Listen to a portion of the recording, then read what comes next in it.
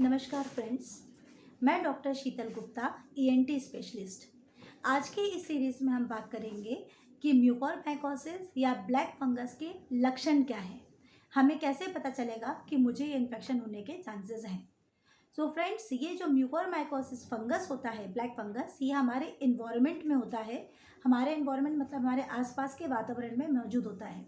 लेकिन अगर ये हमारी बॉडी में गया, अंदर पहुंचा भी, और अगर आपकी इम्यूनिटी बहुत अच्छी है तो आपकी इम्यूनिटी इस फंगस को ख़त्म कर देती है और आपको इसका इन्फेक्शन होना असंभव है।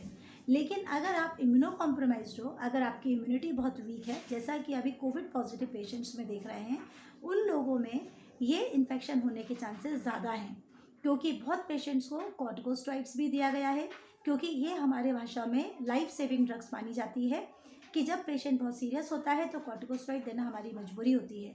तो जिन पेशेंट्स को बहुत लंबे समय तक कॉर्टिकोस्टेरॉइड चला है, जिनमें कोविड का इन्फेक्शन बहुत ज़्यादा था, वो ऑलरेडी बहुत इम्यूनो कॉम्प्रोमाइज्ड हैं, उनकी इम्यूनिटी बहुत कम है, उन लोगों में ये फंगस बॉडी में जा सकता है। अब फंगस के जाने के बॉडी में दो रास्ते होते हैं, एक नाक से और एक मुंह से। इन दोनों के थ्रू ये फंगस हमारी बॉडी में जाता है, वहाँ की म्यूकोजा को इन्वॉल्व करता है। अब अगर ये फंगस मेरे नाक के थ्रू जाएगा तो सबसे पहले मेरे नाक में ब्लॉकिंग सेंसेशन आएगा। शायद मेरी नाक, मुझे ऐसा लगे कि नाक स्टफी हो रही है, नाक ब्लॉक हो रही है, मेरी नाक बंद हो रही है। किसी किसी पेशेंट को नेज़ल डिस्चार्ज, मतलब नाक से कुछ ब्लैक से कलर का डिस्चार्ज आना या ब्लड का आना स्टार्ट हो सकता है।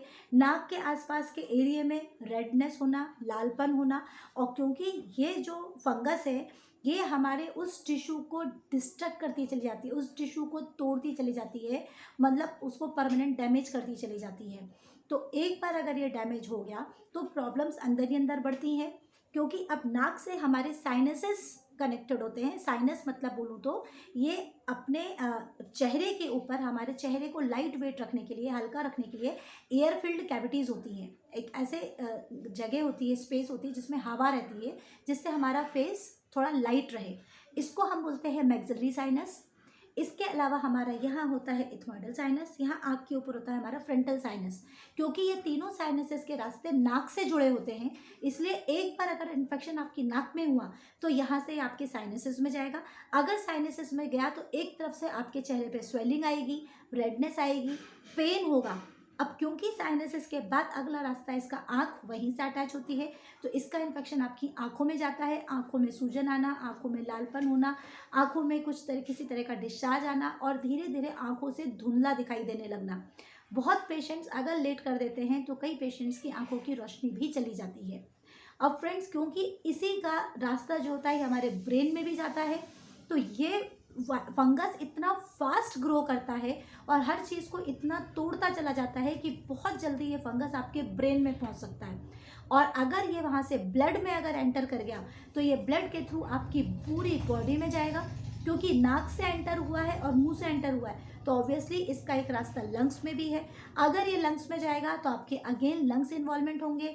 ब्लड में पहुंच गया तो ये आपकी बॉडी में सेप्टिसीमिया कराएगा, एंड अल्टीमेटली ये बहुत जल्दी फैटल हो सकता है, मीन्स जानलेवा हो सकता है। एंड जो टिश्यूज़ एक बार डैमेज हो गए हैं वो टिश्यूज़ कभी वापस रिपेयर नहीं होते हैं।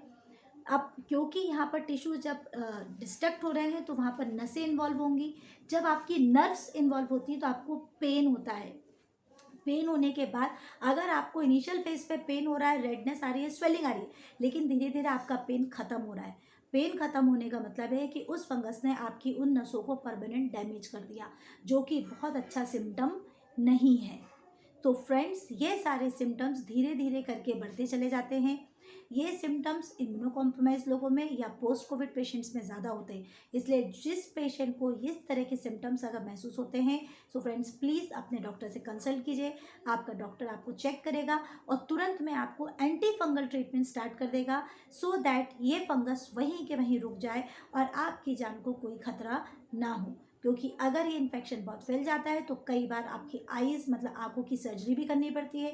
जितने हिस्से में टूट फूट हो गई है उस हिस्से का डिब्राइडमेंट भी करना होता है और थोड़ा सा ये प्रॉब्लम सीरियस हो जाती है। सो ओके फ्रेंड्स, आज की सीरीज़ में इतना ही। नेक्स्ट सीरीज़ में हम बात करेंगे कि हम इससे कैसे बच सकते हैं।